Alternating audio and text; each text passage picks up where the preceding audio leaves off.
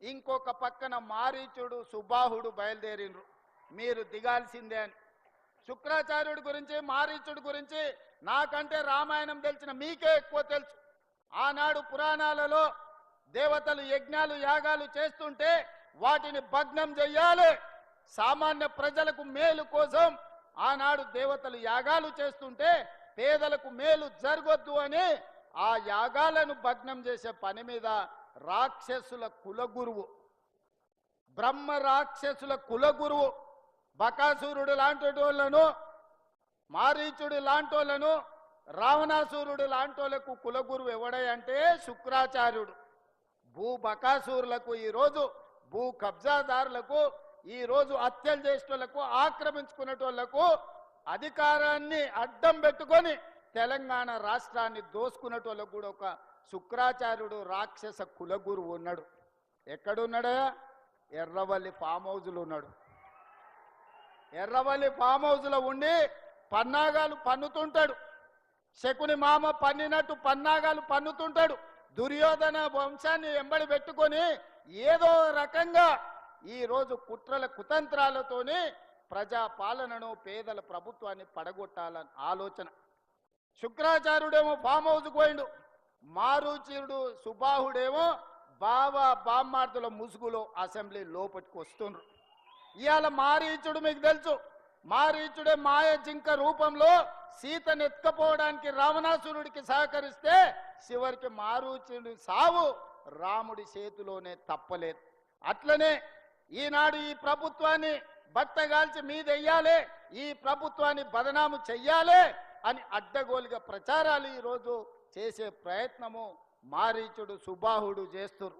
ఆనాడు మాయలేడి రూపంలో వస్తే ఈనాడు సోషల్ మీడియా రూపంలో వస్తున్నారు. లేని అవాకులు చవాకుల మంత్రముల మీద ఈరోజు ప్రచారాలు చేస్తున్నారు, ప్రత్యక్షంగా పరోక్షంగా. ఈనాడు టెండర్ల గురించి కొన్ని పత్రికలు రాస్తున్నాయి. సింగరేణిలో కొంత కుంభకోణం జరిగింది, బొగ్గంత మాయమైందని. నేను ఆ పత్రికలకు, ఆ టీవీలకు, ఆ సోషల్ మీడియా వాళ్లకు, ఆ రాజకీయ పార్టీ నాయకులకు నేను చెప్పదలుచుకున్నా, ఈ ప్రభుత్వంలో అవకతవకలకు తావు లేదు. అనవసరమైన ప్రచారాన్ని, తప్పుడు ప్రచారాన్ని కల్పించడం ద్వారా అపోహలు కల్పించి మళ్ళీ శుక్రాచార్యుడు మారీచుడు సుబాహుడు బలపడడానికి మీరు ప్రత్యక్షంగానో పరోక్షంగానో సహకారం చేస్తారు. మీకు మీడియా పంచాయతీలు ఉంటే తలుపు మూసుకొని కొట్టుకోండి, లేకపోతే ఒకరి మీద ఒకరు బురద జల్లుకోండి. అందులో మమ్మల్ని లాగి ఆంబోతులు కొట్లాడితేనంట లేగదూడల కాళ్ళు ఇరిగినాయంట. ఇద్దరు మీడియా యజమానులు కొట్లాడుకుంటే మీరు కొట్లాడుకోండి, కానీ మా మంత్రులని బదనాం చేసే కార్యక్రమాన్ని మీరు తీసుకోకండి. దయచేసి ప్రత్యక్షంగానో పరోక్షంగానో మీరు రాస్తున్న రాతలు, చూపిస్తున్న చూపులు మారీచుడి సుబాహులకు శుక్రాచార్యునికి సహకారం అందించినట్టుగా ఉంటుంది. ఒక్కసారి ఆలోచన చేసి వాస్తవాలను తెలుసుకొని రాసే ముందు మమ్మల్ని వివరణ అడగండి. తెలంగాణ రాష్ట్ర ముఖ్యమంత్రిగా రోజుకి 24 గంటలు, సంవత్సరానికి 365 రోజులు ప్రజా జీవితంలో ఉన్న ప్రజలకు అందుబాటులో ఉన్న మీడియాకు కావాల్సిన వివరణ ఇవ్వడానికి తెలంగాణ రాష్ట్ర ముఖ్యమంత్రిగా నేను సిద్ధంగా ఉన్నా. ఏదైనా వార్త ఏ టీవీలో వచ్చినా, ఏ పేపర్లు వచ్చినా, ఏ సోషల్ మీడియాలో వచ్చినా నా ఎమ్మెల్యేల మీద, నా ఎమ్మెల్సీల మీద, ఎంపీల మీద, మంత్రుల మీద ఎవరి మీద ఆరోపణ వచ్చినా వాళ్ళందరికీ నాయకుడిగా, కుటుంబ పెద్దగా అది నా గౌరవానికి భంగం కలిగిస్తుంది, నా నాయకత్వం పట్ల అపోహలను కలిగిస్తుంది. ఇలాంటి విషయాలలో ఎలాంటి కాంప్రమైజ్ లేదు. మా మంత్రుల మీద ఏదొచ్చినా రాసే ముందు నన్ను వివరణ అడగండి. ఈ ప్రభుత్వాన్ని అందరినీ సమన్వయం చేసుకొని, అందరి సహకారం తీసుకొని, అనుభవజ్ఞులైన తుమ్మల లాంటి వాళ్ళ అనుభవాన్ని తీసుకొని ఈరోజు ఈ ప్రభుత్వాన్ని నడుపుతున్నాం.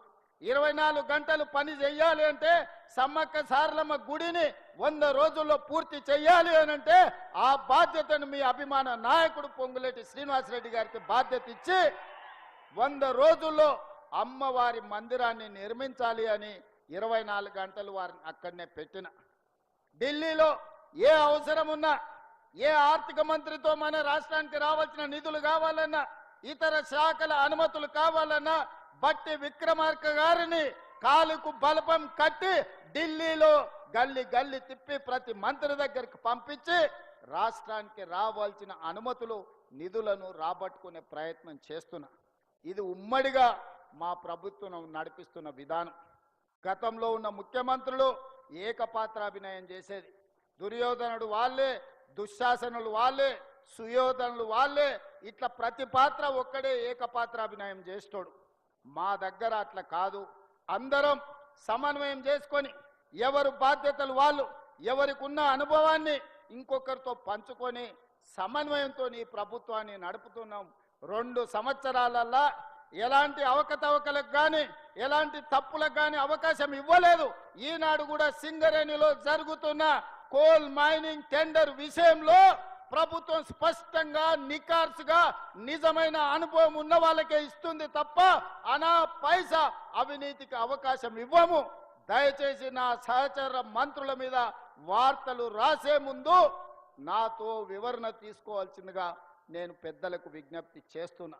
మిత్రులారా, ఈనాడు ఖమ్మం జిల్లా ప్రజలు తెలివైనోళ్ళు.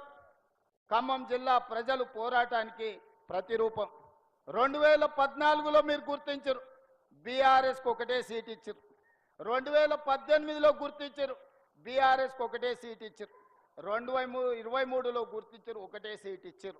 మొన్న జరిగిన సర్పంచ్ ఎన్నికల్లో 1130 గ్రామ పంచాయతీలు ఉంటే 791 గ్రామ పంచాయతీలను గెలిపించి 71% కాంగ్రెస్ పార్టీకి అండగా నిలబడి కాంగ్రెస్ పార్టీకి ఖమ్మం జిల్లా కంచుకోటని నిరూపించిన ఖమ్మం జిల్లా కాంగ్రెస్ పార్టీ కార్యకర్తలకు నేను మనస్ఫూర్తిగా అభినందనలు తెలియజేస్తూ రాబోయే మున్సిపల్ ఎన్నికల్లో కూడా మీ చెమటను, మీ రక్తాన్ని చెమటగా మార్చి కాంగ్రెస్ పార్టీ జెండాను ఎగరేయాలి.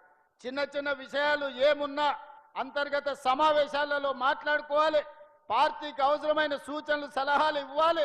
పార్టీ ఒక నిర్ణయం తీసుకొని జిల్లా పార్టీ అధ్యక్షులు, రాష్ట్ర పార్టీ అధ్యక్షుడు ఎవరికి బీఫామ్ ఇస్తే వాళ్ళ గెలుపు కోసం పనిచేయాలి. భిన్న అభిప్రాయాలు ఉండొచ్చు, భిన్న అభిప్రాయాలు భేదాభిప్రాయాలుగా మారొద్దు.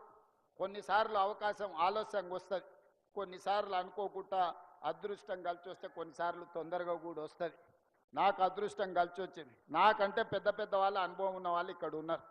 కానీ ఏ మంత్రి పదవి చేపట్టకుండానే 17 సంవత్సరాలు రాజకీయ జీవితంలో 18వ సంవత్సరంలోకి అడుగుపెట్టే సమయానికే తెలంగాణ రాష్ట్రానికి ముఖ్యమంత్రి బాధ్యత. కష్టంను నమ్ముకొని క్రమశిక్షణతో పార్టీకి పనిచేస్తే పార్టీ ఇవాళ తెలంగాణ రాష్ట్ర ముఖ్యమంత్రిగా శ్రీమతి సోనియా గాంధీ, రాహుల్ గాంధీ, మల్లికార్జున్ ఖర్గే గారు అవకాశం ఇచ్చారు.